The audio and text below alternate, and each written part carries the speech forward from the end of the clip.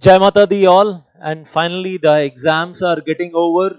2020 is getting over, and I hope that bad phase in the life of many students is getting over, and 2021 will be much better in the coming days.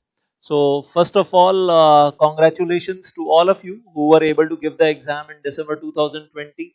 And I'm really feeling sorry for those students who had to take opt out because of the genuine problems, genuine reasons at their home that they couldn't appear in the exam. लेकिन उम्मीद करता हूँ कि 2021 सबके लिए बहुत अच्छा हो, करियर बनाएं अपना बहुत अच्छे से, मेहनत कर कर और हार्ड वर्क करें, लेकिन प्रिकॉशंस लेते हुए 2021 में केयरलेस नहीं होना, प्रिकॉशंस तो लेनी पड़ेंगी। और एक चीज बोलना चाहूंगा कि 2020 में कुछ फार्मास्यूटिकल कंपनीज ने बहुत अच्छा प्रॉफिट कमाया, नो डाउट्स, लेकिन जस्ट होपिंग एंड विशिंग कि 2021 सबके लिए बहुत बहुत अच्छा हो। और पिछले दिनों में मैंने एक वीडियो बनाई थी सीएस ईच के उन स्टूडेंट्स के लिए जिन्होंने नवंबर में पास ऑन किया, जून 2021 में एग्जाम्स प्लान कर रहे हैं वो देने का एग्जीक्यूटिव प्रोग्राम के। And then one more video I'll come up very soon for those students who have given CS executive group 1 exam in December 2020 in new syllabus, and they are planning for CS executive program group 2 in June 2021। उनके लिए भी एक video बहुत जल्दी लेकर आने वाला हूँ। But right now this video is for the students who have appeared in foundation exam, CS foundation exam in दिसंबर 2020, और काफी लंबे इंतजार के बाद ये एग्जाम देने का मौका मिला। मार्च 2019 में बोर्ड एग्जाम्स दिए थे, 12th बोर्ड एग्जाम्स दिए थे, और अब जाकर दिसंबर 2020 में फाउंडेशन एग्जाम्स दिए, तो लॉन्ग वेटिंग टाइम पीरियड। उन लोगों को सीएस एग्जीक्यूटिव या प्रोफेशनल के बारे में कुछ नहीं मालूम, आगे की प्लानिंग कैसे करनी है उसके बारे में बहुत कुछ नहीं मालूम, तो उनके फायदे के लिए ये वीडियो बना रहा हूँ कि जून 2021, नॉट नॉट रियली बट दिसंबर 2021 में आगे एग्जाम्स कैसे देने हैं, पता होना चाहिए कि तैयारियां कैसे करनी है, सिलेबस क्या है। बहुत सारे क्वेश्चंस रहते हैं दिमाग में, हालांकि अभी वो करियर ऑप्शंस के बारे में बात नहीं कर रहा हूँ। You can take a screenshot, CS qualify होने के बाद, डिग्री मिलने के बाद करियर ऑप्शंस क्या रहेंगी, और स्टेप बाय स्टेप सीएस की डिग्री तक कैसे पहुंचना है, उसके लिए आपको क्या मेहनत करनी है, वो सब कुछ यहाँ अभी डिस्कस नहीं कर रहा हूँ, maybe some other day for the full guidance. लेकिन आज जैसे कुछ एक बेसिक क्वेश्चंस मेरे पास आने शुरू हो गए हैं व्हाट्सएप के ऊपर भी, सर फर्स्ट ग्रुप दें या सेकंड ग्रुप दें या बोथ ग्रुप्स दें, तैयारी कैसे शुरू करें, और फर्स्ट शॉट कैसे पास करना है एग्जीक्यूटिव प्रोग्राम में, सुना है सिलेबस बहुत ज्यादा है, और कौन सा ग्रुप पहले पढ़ें कौन सा ग्रुप बाद में पढ़ें, शेड्यूलिंग कैसे करें, तो उन सब को लेकर बात करने वाला हूँ। लॉ के पेपर में अच्छे मार्क्स कैसे आने चाहिए, प्री एग्जाम टेस्ट क्या चीज है, फाउंडेशन में तो नहीं था, अभी सीएस एग्जीक्यूटिव में है, तो ये कुछ गाइडेंस देने वाला हूँ। How to do the interpretation of law and all that, तो उसके बारे में बात करेंगे। और सबसे पहले छोटा सा पॉइंट कि सर एग्जीक्यूटिव प्रोग्राम ग्रुप 1 पहले पढ़ें या एग्जीक्यूटिव प्रोग्राम ग्रुप 2 पहले पढ़ें, या दोनों ग्रुप से एक साथ करें, तो 1 और 2 में अगर कंफ्यूजन है कि 1 पहले या 2 पहले, तो उसको लेकर हमेशा बोलता रहा हूँ पिछले जब से भी सिलेबस चला आ रहा है सीएस का, ओल्ड सिलेबस में भी और न्यू सिलेबस में भी, कि ग्रुप 1 में ऐसे बहुत सारे चैप्टर्स हैं और टॉपिक्स हैं जो ग्रुप 2 के लिए बेस बनते हैं। और ग्रुप 1 में आप ऐसे कह लीजिए कि आपके लिए जमीन तैयार हो जाती है, ग्राउंड तैयार हो जाता है, ग्रुप 2 में आप उसके ऊपर बिल्डिंग खड़ी करते हैं। अनफॉर्चुनेटली कुछ टीचर्स मिसगाइड कर रहे हैं कि सर ग्रुप 2 पहले करो ग्रुप 1 बाद में करो, तो मेरी समझ में नहीं आता कि हवा में बिल्डिंग कैसे खड़ी होगी अगर नीचे जमीन तैयार नहीं है। तो I just keep on requesting those teachers also, don't give the wrong guidance to the students just by telling them कि ग्रुप 2 में दो पेपर एमसीक्यू बेस्ड हैं और ऑब्जेक्टिव टाइप हैं, और दो पेपर सब्जेक्टिव हैं, जबकि ग्रुप 1 में सिर्फ एक पेपर ऑब्जेक्टिव है, 3 सब्जेक्टिव हैं। इस तरीके की मिसगाइडेंस ना करें, बिकॉज अदरवाइज सारे कॉन्सेप्ट्स हमेशा के लिए, जिंदगी भर के लिए खराब हो जाते हैं। तो don't don't misguide the students. और आईसीएसआई इंस्टीट्यूट ने अगर ग्रुप 1 पहले रखा है ग्रुप 2 बाद में रखा है, तो कुछ सोच के रखा है कि ऐसे क्यों पढ़ रहे हैं हम सीरियल ऑर्डर में, why to upset the serial order which is specified by ICSI institute over there. So group 1 में जो एग्जाम है, एक बार नाम पढ़ देता हूँ फटाफट, जो स्टूडेंट्स जिनको बिल्कुल नहीं मालूम उनके फायदे के लिए। जूरिस्प्रूडेंस का पेपर करेंगे, इसके अंदर interpretation of statutes, civil procedure code, criminal procedure code, और कुछ चीजें जो मैं कहूँगा पहले भी कभी शायद पढ़ी होंगी, कॉन्स्टिट्यूशन ऑफ इंडिया, टॉर्ट्स वगैरह, वो भी यहाँ पर है दोबारा से। Company law, our mother law as such we say always, and direct से पढ़ना चाहिए। Setting up of business entities and closure, 50% company law, 50% other than company law. Then tax laws में जीएसटी भी है और टैक्स लॉज में income tax भी है और थोड़ा सा कस्टम्स भी है, that is there. So well I will say, और टैक्स लॉ का पेपर ऑब्जेक्टिव टाइप है। once again you are supposed to get that 1 mark for the right answer and negative marking for the wrong answer। और बाकी जो तीनों law के paper हैं वो तीनों सब्जेक्टिव टाइप पेपर्स हैं, they are there. Company law की बात करते हैं तो कंपनी लॉ में कुछ portion setting up of business में चला गया है। कंपनी लॉ है तो कंपनी लॉ, कंपनीज एक्ट 2013, लेकिन कुछ चैप्टर्स सेटिंग ऑफ बिजनेस में आते हैं। वेल और आप सेटिंग ऑफ बिजनेस में ही पढ़ते हैं, बाकी सब आप कंपनी लॉ के पेपर में पढ़ते हैं। Well board of directors, general meeting and share capital prospectus, dividend वगैरह आप कंपनी लॉ में पढ़ते हैं। एंड वेल लेकिन कुछ basic chapter setting of business में चले गए हैं, इसलिए मैं बोलता हूँ कि सेटिंग ऑफ बिजनेस के कुछ बेसिक चैप्टर पहले पढ़ने चाहिए कंपनी लॉ वाले, और कंपनी लॉ बाद में पढ़ना चाहिए। That is my advice to everybody. और सेटिंग ऑफ बिजनेस कैसे पढ़ना है उसके लिए पूरा एक वीडियो है मेरा अलग से। डायरेक्ट से पढ़ना चाहिए, भारत का राजपत्र as available on the website of ministry of corporate affairs along with the rules. और जब मैं बुक प्रोवाइड करता हूं तो उसमें सेक्शन भी रहते हैं, डायरेक्ट पूरा ही रहता है, और उसके अंदर सेक्शन के साथ साथ रूल्स भी रहते हैं। और एग्जाम में क्वेश्चंस सेक्शंस में से भी आते हैं और रूल्स में से भी आते हैं। तो कई बार स्टूडेंट्स बोलते हैं सर सेक्शन पढ़ लें, रूल्स ना पढ़ें तो काम नहीं चलेगा, सेक्शंस भी पढ़ने हैं और रूल्स भी पढ़ने हैं। That is the right way of studying.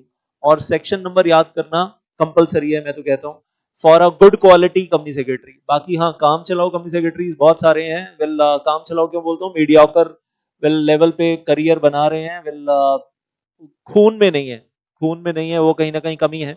और जब मैं बोलता हूँ ना खून में नहीं है, तो जिनके लिए बोलता हूँ उनको खुद को मालूम है कि मैं किन के लिए बोल रहा हूँ। Then setting of business, you are having 23 chapters, and as I'm saying, some of them are from company law, some of them belong to company law, and some of them are other than company law। तो पढ़ने का एक तरीका है। और setting of business के लिए एक 45 मिनट्स का वीडियो ऑलरेडी मेरे यूट्यूब चैनल पे प्लेलिस्ट में है।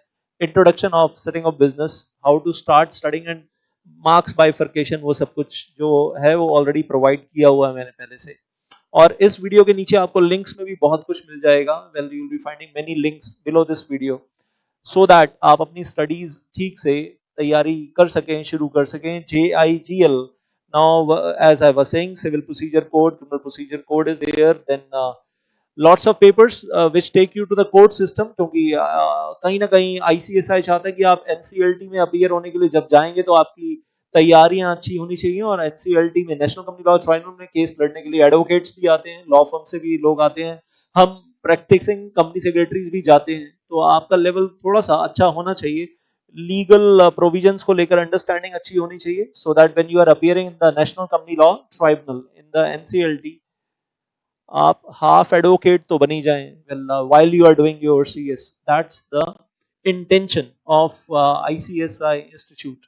Then I'll say, अगर मैं नंबर ऑफ आवर्स की बात करता हूँ, company law 250 hours approximately video lectures, tax law में 250 आवर्स से भी ज्यादा के वीडियो लेक्चर्स हैं, more than 250 hours. Setting of business 110 hours and jurisprudence is 120 hours. तो करते करते आपके पास 730 आवर्स से लेकर 750 आवर्स के बीच में कहीं ना कहीं you have the video lectures of the executive programme group 1 only.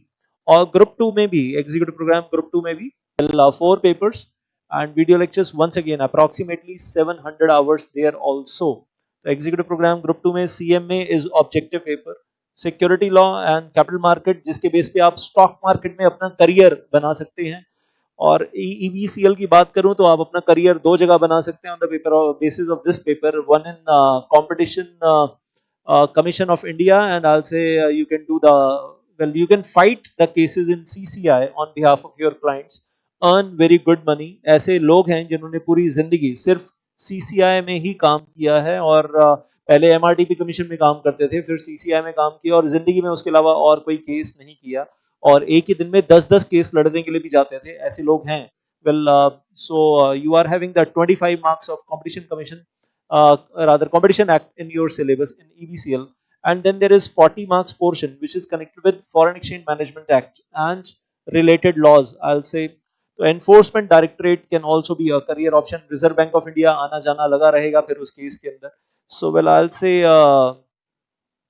beautiful papers if you want to make your career in the stock market, or you want to make your paper in competition commission, or you want to make your career in stock market or career in the competition commission or your career in FEMA, that way.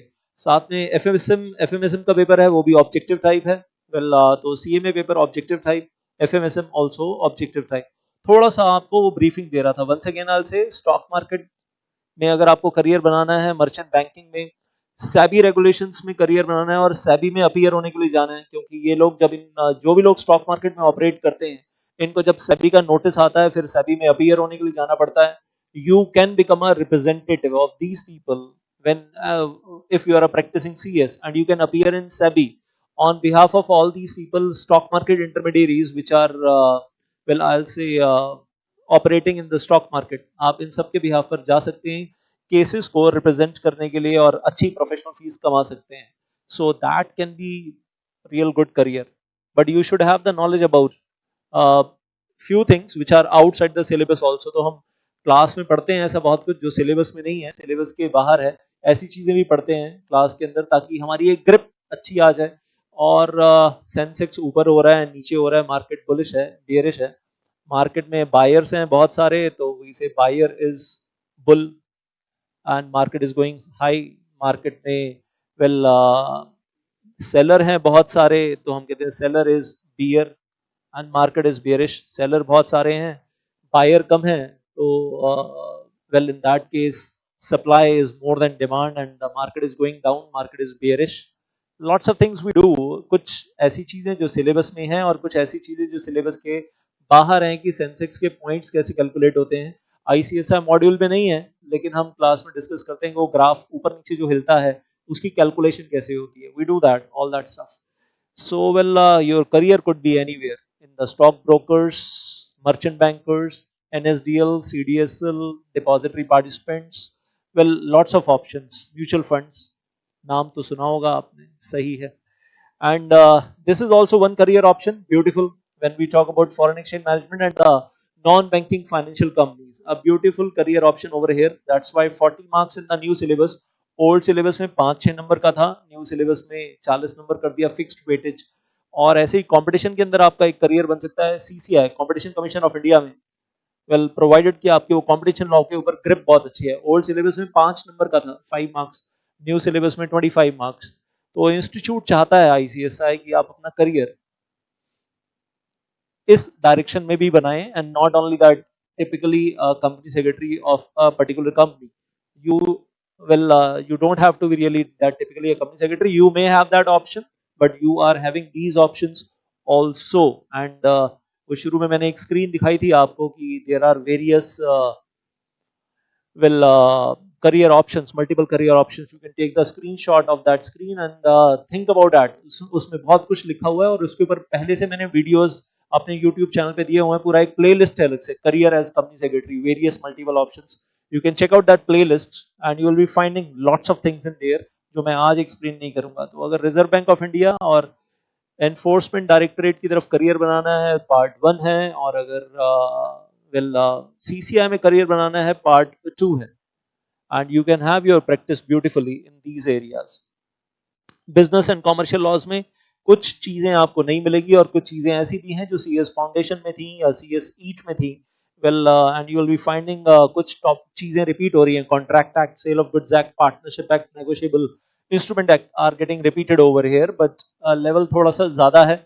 Well legalities थोड़ी सी ज्यादा है. और part 1 और part 2 में तो obviously मेहनत already बहुत ज्यादा है. देन टाइम शेड्यूल्स के बारे में आज बेसिकली बात करना चाहता हूँ. How to appear in December 2021 exam. चाहे आप सिंगल ग्रुप दे रहे हैं या बोथ ग्रुप्स दे रहे हैं, तो मैं दोनों के बारे में बात करूंगा. अगर आप सिंगल ग्रुप प्लान कर रहे हैं और ग्रुप 1 पहले दे रहे हैं और ग्रुप 2 बाद में देंगे जून 2022 में, वेल तो उसके लिए एक अलग शेड्यूलिंग है. और अगर आप बोथ ग्रुप प्लान कर रहे हैं इन दिसंबर 2021, तो उसके लिए एक अलग तरीके से प्लानिंग है.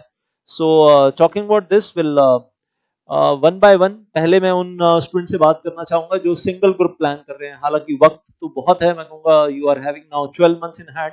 If you don't waste time you can plan for both groups from 1 January 2021 to December 2021 exams. आप बोथ ग्रुप्स भी प्लान कर सकते हैं।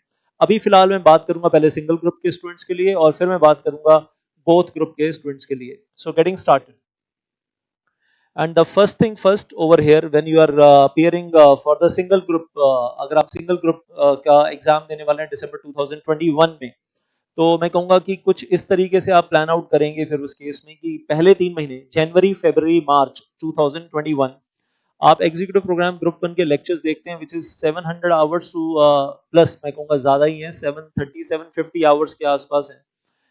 वीडियो लेक्चर की स्पीड आप थोड़ी सी बढ़ाकर देखिएगा, एडवाइस दूंगा 1.2 1.3 स्पीड। आप वीडियो चलते चलते, आप लेक्चर चलते चलते स्पीड अप कर सकते हैं, नॉर्मल स्पीड पे आ सकते हैं, स्लो स्पीड कर सकते हैं, वो ऑप्शन आपके पास है सॉफ्टवेयर के अंदर, यू कैन डू दैट। मैं रिकमेंड करता हूँ 1.2 1.3 स्पीड के ऊपर देखिएगा। तो और साथ में हेडफोन लगा लीजिए, कंसंट्रेशन पूरा रखिए अपना लैपटॉप के ऊपर, और मम्मी को बोल दीजिए, पापा को बोल दीजिए कि नाउ आई एम स्टडिंग, ये मेरा पढ़ने का टाइम है और इस वक्त मैं बीच में घर का कोई काम हेल्प करने में हेल्प नहीं कर सकता या नहीं कर सकती, वो बहुत क्लियर कट बोल दीजिएगा। And every day you have to watch the videos of 8 hours 9 hours per day, compulsory compulsory mandatory है। इतना वीडियो लेक्चर्स आपको डेली देखने हैं। मे बी दैट 2 आवर्स करके अलग अलग सब्जेक्ट्स के देख रहे हैं, या पहले एक सब्जेक्ट जिसमें पढ़ने में आपका ज्यादा मन लग रहा है और एक सब्जेक्ट पढ़ते पढ़ते लगता है कि यार ये वाला वीडियो लेक्चर ना, इसका नेक्स्ट पार्ट देख लूं, और आउटपुट बहुत अच्छी आ रही है, मजा आ रहा है पढ़ने में, आप वैसे भी प्लान कर सकते हो, you can do that, up to you entirely. कुछ स्टूडेंट्स एक दिन में एक सब्जेक्ट पढ़ना पसंद करते हैं, कुछ स्टूडेंट्स एक दिन में 2 सब्जेक्ट्स का शेड्यूल बनाते हैं, कुछ स्टूडेंट्स एक दिन में 4 सब्जेक्ट्स का शेड्यूल बनाते हैं। आप कैसे भी बना लीजिए, मतलब आपकी रिदम बनी रहनी चाहिए और आउटपुट अच्छी आनी चाहिए कि जब आप पढ़ रहे हैं तो कंसंट्रेशन के साथ पढ़ रहे हैं, that's the only thing over here. और आप फ्लेक्सिबिलिटी भी रख सकते हैं, यू कैन कीप फ्लेक्सिबिलिटी, किसी दिन आप 2 सब्जेक्ट्स पढ़ रहे हैं, किसी दिन आप एक सब्जेक्ट पढ़ रहे हैं, एंटायरली अप टू यू।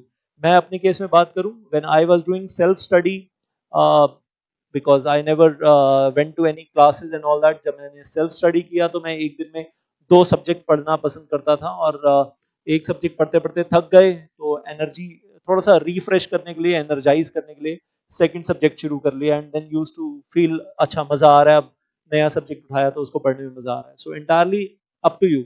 आप कंपनी लॉ के साथ एसयूबी ऑब्वियसली साथ साथ पढ़ सकते हैं, या एसयूबी का कुछ सेक्शन खत्म करने के बाद कंपनी लॉ शुरू कर लिया और फिर कंपनी लॉ और एसयूबी साथ साथ चल रहा है, जेआईजीएल और टैक्स एक साथ चल रहा है, या आपको चारों एक साथ कंटिन्यू करने हैं, then also your option, the way you feel.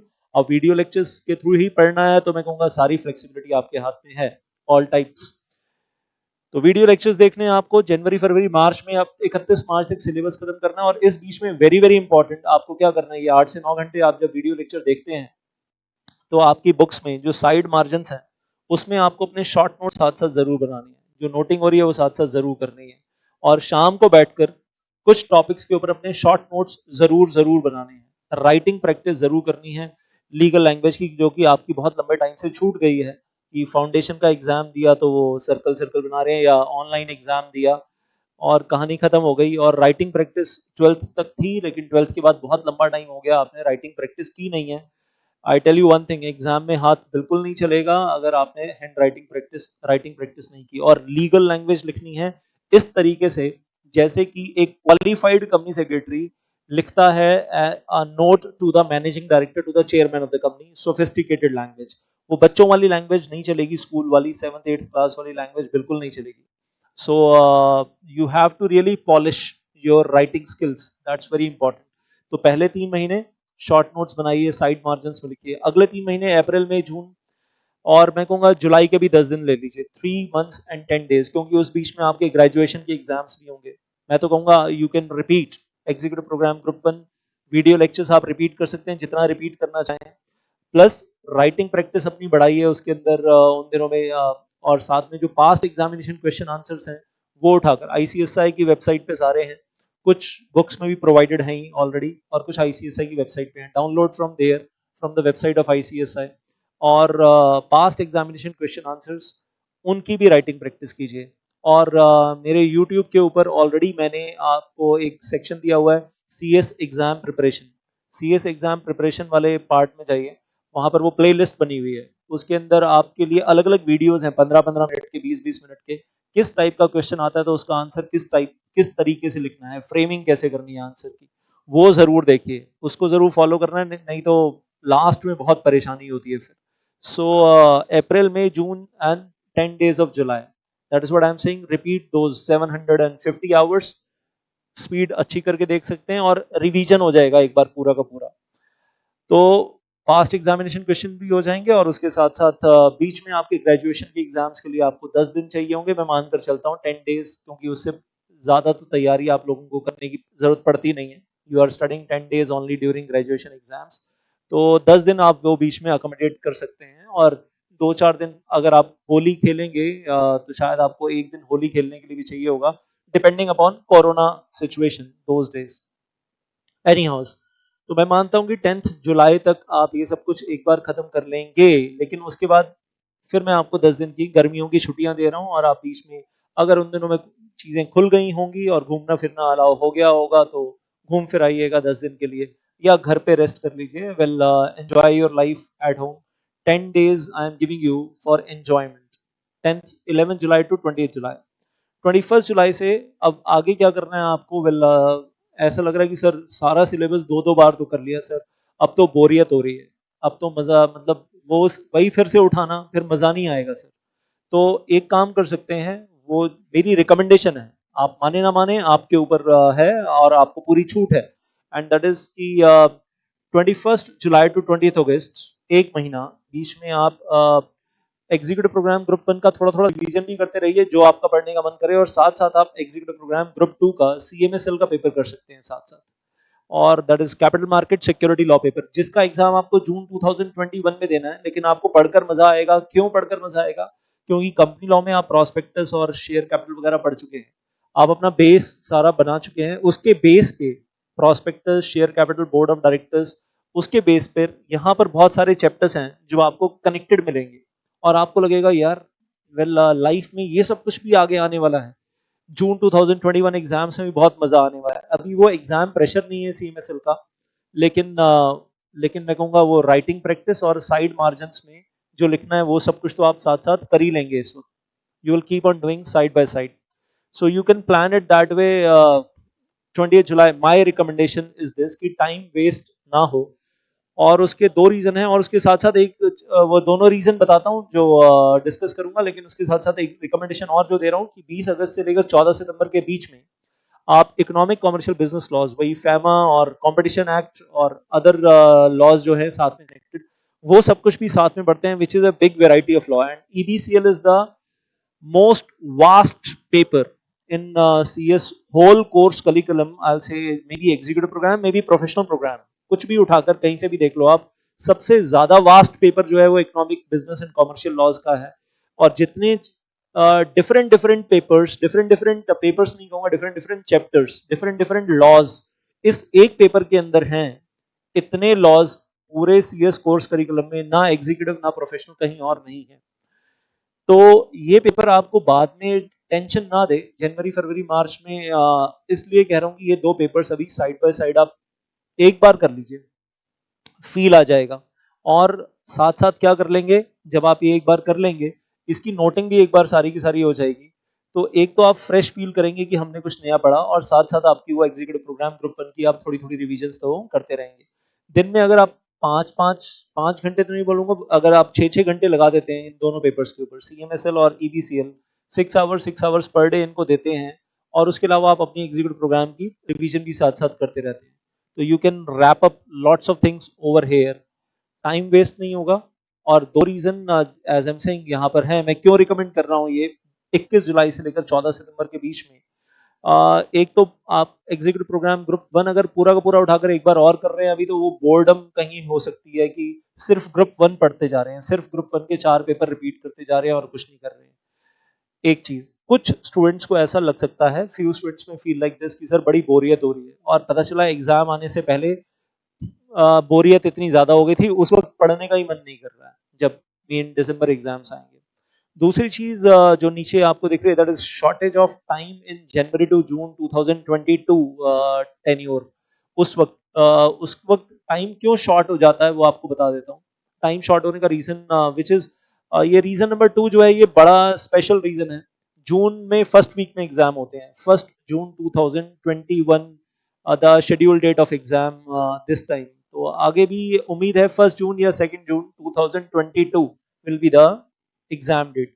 दिसंबर में आपके दिसंबर 21 में एग्जाम खत्म होंगे, तो 1 जनवरी 2022 से अगर आप पढ़ाई शुरू करेंगे अगले ग्रुप की, एग्जीक्यूटिव प्रोग्राम ग्रुप 2 की, तो जनवरी फरवरी मार्च अप्रैल मई 5 महीने हाथ में होंगे।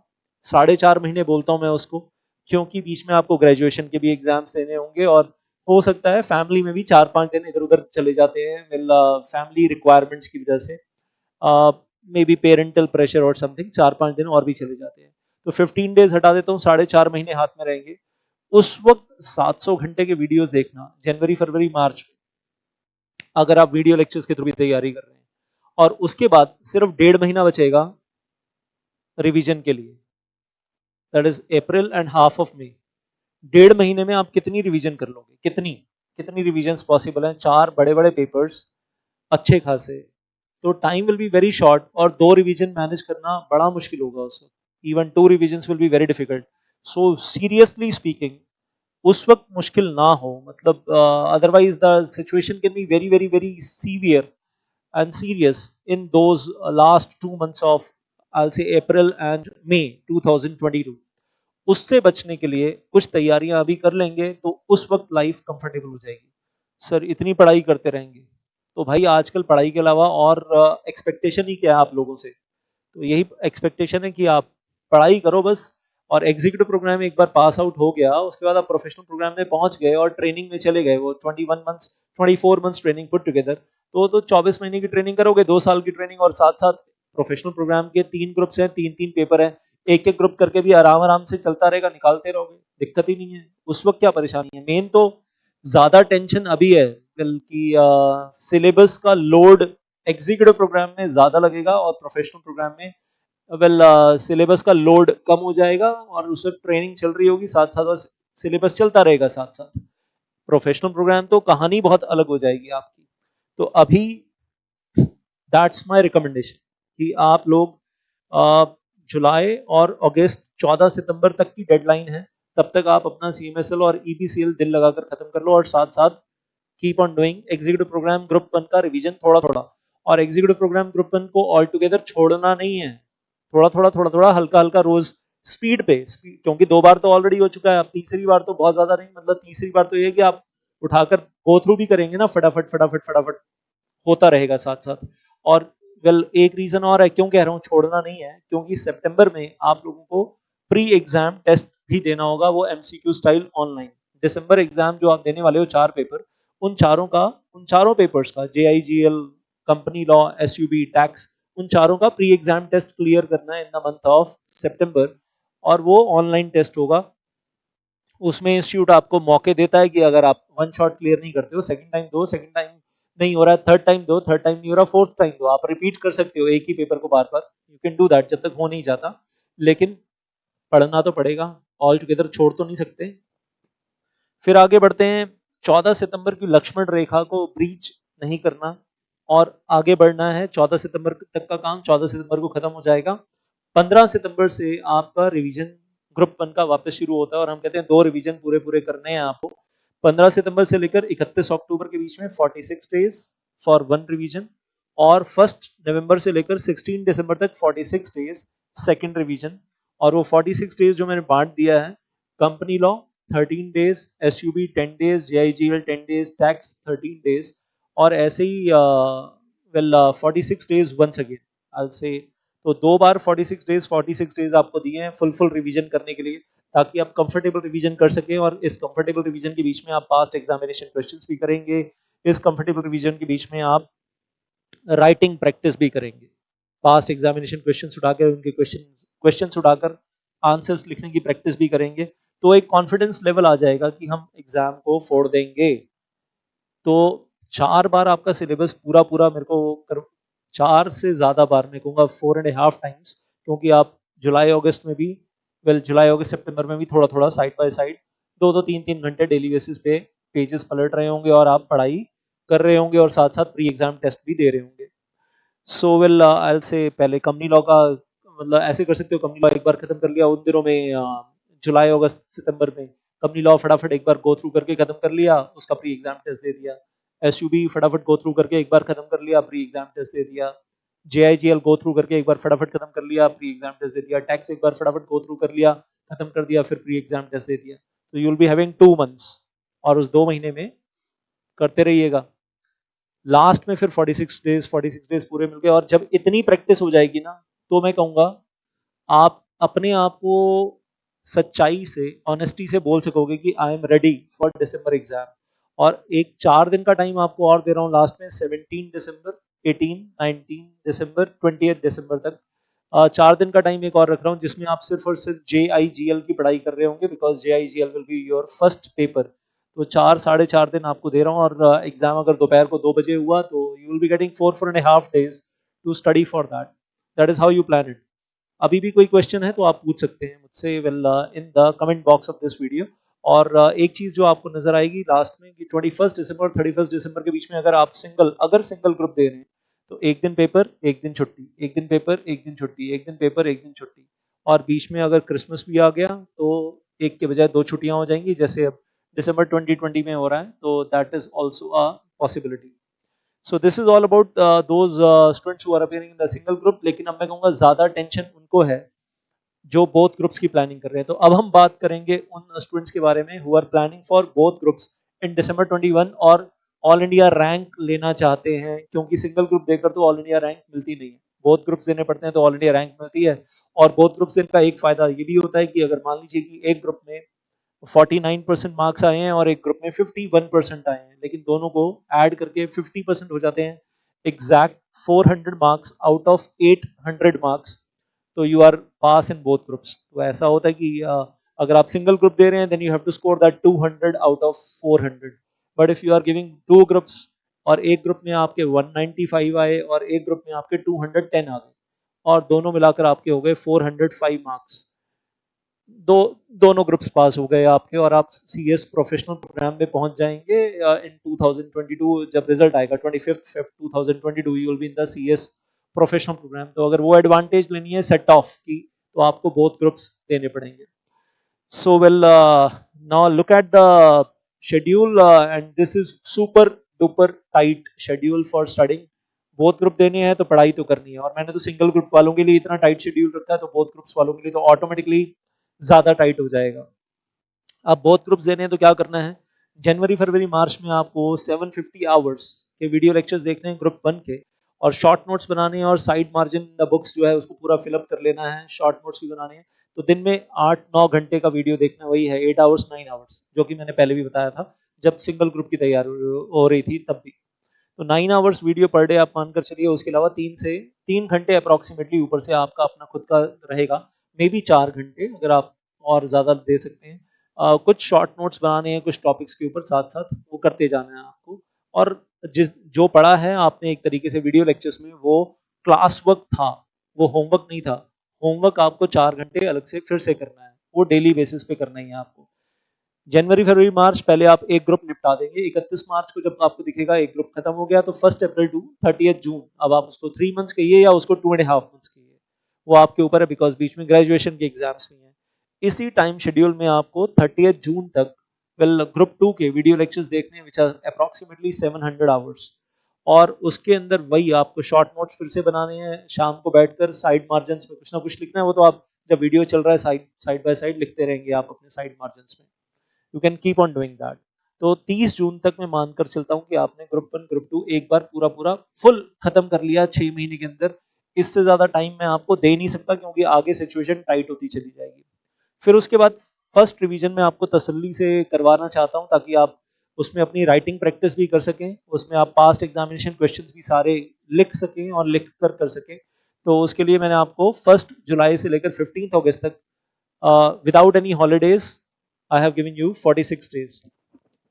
और इस बीच में आप वो company law 13 days, SUB 10 days, JIGL 10 days और टैक्स 13 डेज कर रहे हैं। और वेल ऐसा कर सकते हैं आप प्लान की 13 days company law, 13 days tax जो है वो आप टोटल 26 डेज रख दीजिए, 26 डेज, और उसमें 13 डेज का मतलब बेसिकली आप ऐसे कह सकते हैं half day company law, half day tax, और टोटल 26 डेज में कंपनी लॉ और टैक्स खत्म हो जाता है। और ऐसे ही नेक्स्ट 20 डेज में half day SUB, half day JIGL, and 20 days का मतलब वही आपने हाफ हाफ करके कर दिया, तो 20 डेज में आपका एसयूबी और जेआईजीएल पूरा खत्म हो जाता है।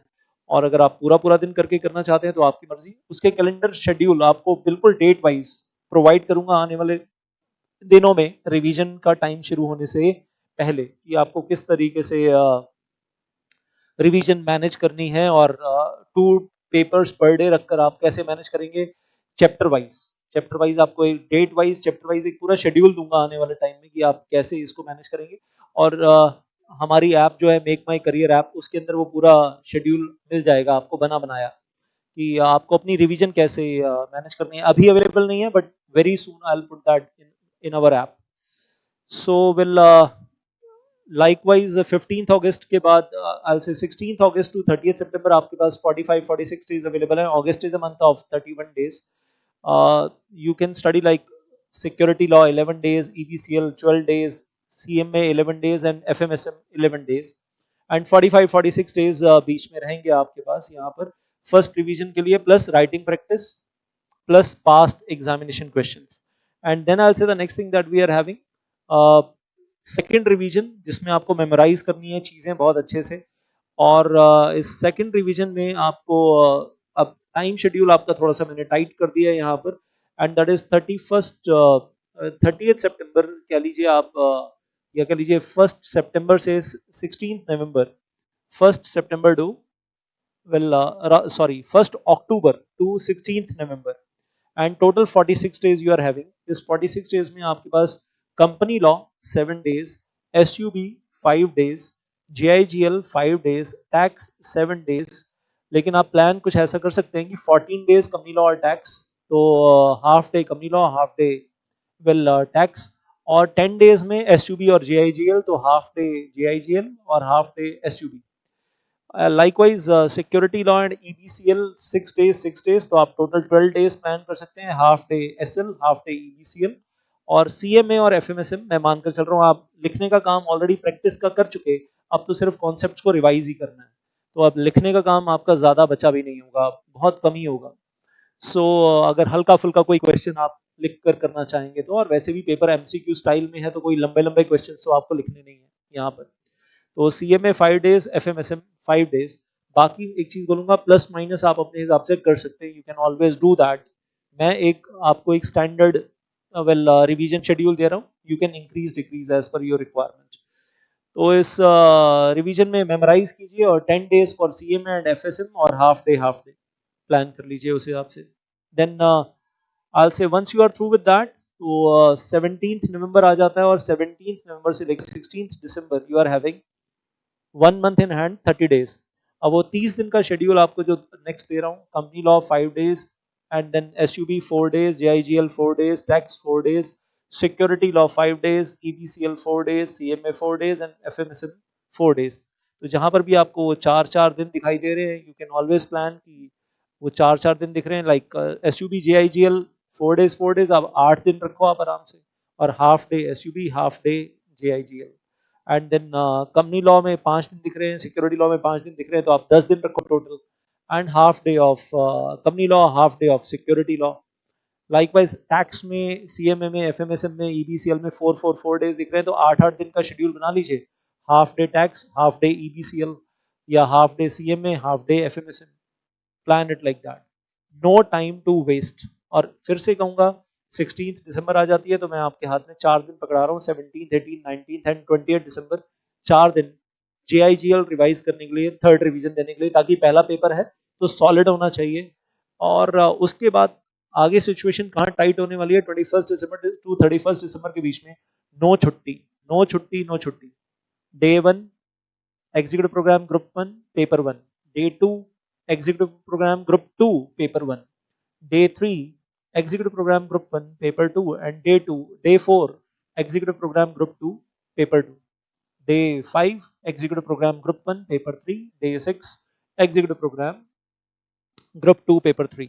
और बीच में क्रिसमस आ गया तो आएगा ही, छुट्टी मिलेगी, अदरवाइज नो छुट्टी इन बिटवीन। तो वो सिचुएशन जरूर टाइट होने वाली है। 9 दिन होंगे, 8 पेपर देने होंगे, और 9 दिन पेपर देंगे आप, और 10वें दिन हॉस्पिटल। नॉट नॉट रियली, लेकिन हालत कुछ और ही होती है। तब हम किसी और ही दुनिया में होते हैं, एग्जाम खत्म होने के बाद ना अगले दिन दुनिया कुछ और ही होती है, और लग रहा होता है आज कुछ पढ़ना नहीं है, कुछ पढ़ाई के लिए दे दो, कुछ कुछ पढ़ाई के लिए दे दो। इतना सूना सूना हो जाता है एग्जाम्स देने के बाद। फिर 1 दिन 2 दिन 3 दिन लगते हैं दिमाग को वापस नॉर्मल लाने में। चलो बाहर निकलते हैं, मूवी देखते हैं, अगर तब सिनेमा हॉल ओपन होंगे, आई होप सो, और अभी ओपन हो गए हैं, तब भी ओपन होने चाहिए।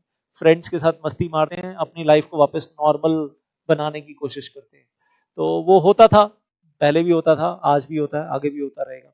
So that is how the schedule is, and plan your studies accordingly. और इसके साथ साथ कहूंगा इन स्टूडेंट्स को भी कि अपना प्री एग्जाम टेस्ट सितंबर में देना होगा, तो अपनी पढ़ाई को उसी हिसाब से प्लान करेंगे, प्री एग्जाम टेस्ट दे सकें। तो प्री एग्जाम टेस्ट की तैयारी जरूर कर लीजिएगा, और वो एमसीक्यू स्टाइल में होगा, 8 पेपर होंगे। वेल जो बोथ ग्रुप्स दे रहे हैं उनको 8 पेपर देने होंगे। आसान है, और एक बार में नहीं हुआ जो पेपर, उस पेपर को आप रिपीट कर लो, और जो पेपर 2 बार में नहीं हुआ उसको तीसरी बार में कर लो। हो जाता है, नॉट डिफिकल्ट, नॉट मुश्किल नहीं है। उस वक्त आपको लगेगा कि ये तो आसान था, हम बेवजह फालतू में डर रहे थे, जबकि डरने वाली कोई बात है नहीं, या होगी नहीं। Don't worry about that. And then सिर्फ इतना बोलूंगा, ऑल द बेस्ट दिल से to all the dedicated students, और दिल लगाकर पढ़ाई कीजिए। और एक चीज बोलना चाहूंगा कि आजकल हमारी ऐप के ऊपर गूगल प्ले स्टोर पे आइए, on our app we are offering a discount 30% 40% to the dedicated hard working students, जो अभी पढ़ाई शुरू कर लेना चाहते हैं और आगे टाइम वेस्ट नहीं करना चाहते हैं, शेड्यूल को अच्छे से फॉलो करना चाहते हैं, और आलसी नहीं है, लेजी नहीं है, कर लेंगे बाद में, कर लेंगे बाद में, कर लेंगे, वो टेंडेंसी नहीं है। तो कभी किसी व्यक्ति ने कहा था, आज करे सो काल करे सो परसों, इतनी जल्दी क्यों करे जब जीना है बरसों। लेकिन प्लीज आप इसका उल्टा फॉलो करना, काल करे सो आज करे सो अब, पल में प्रलय होगी, बहुरी करेगा कब। लेकिन आपका शेड्यूल आपको फॉलो करना है, तो you have to follow it really quickly, and don't don't waste time. और ये वीडियो दूसरी बार देखने का मन करे दूसरी बार देखिए, तीसरी बार देखने का मन करे तीसरी बार देखिए, ताकि समझ में आ जाए कि प्लानिंग कैसे करनी है। So all the best for all your future endeavours. और याद रखिएगा, ये सीएस फाउंडेशन प्रोग्राम की तरह हल्का नहीं है, बहुत भारी होने वाला है। तो आपको भी हनुमान जी का नाम लेकर, या जिस भी वेल भगवान को आप मानते हैं उनका नाम लेकर, पहले दिन से लग जाना है, बाद में टाइम वेस्ट नहीं करना है, और लास्ट में वो फीलिंग नहीं लेकर आनी जो बहुत सारे स्टूडेंट्स को आती है एग्जाम से 4 दिन पहले। काश 1 दिन और होता, काश 2 दिन और होते ना, तो पूरी रिवीजन अच्छे से कर लेते। इस बार तो बहुत टाइम मिल गया दिसंबर 2020 एग्जाम के लिए, आगे दिसंबर 2021 एग्जाम्स के लिए वो टाइम नहीं मिलेगा, और उस वक्त लगता है कि शॉर्टेज ऑफ टाइम हो गई, काश 1 दिन और होता, काश 2 दिन और होते, फोड़ देते इस बार, हे भगवान इसी तरीके से मैनेज करवा दो। So well all the best. और इसके बाद भी आपकी कोई क्वेरीज है, ask them in the well comments of this video, and don't forget to look at the links in this video for your guidance for CS course and for exam preparation. Thank you so much. Jai Mata Di.